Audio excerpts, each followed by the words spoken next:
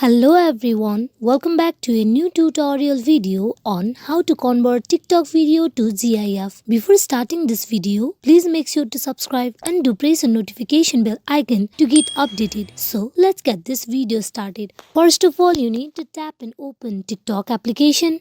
In the homepage of TikTok, you can go in for choosing the video that you want to convert into GIF. So as I have chosen this video, now you need to tap on the share icon on right side of your screen. Here you can see many options. You scroll to the right. At the very last, you can see the option of share as GIF. You tap on it.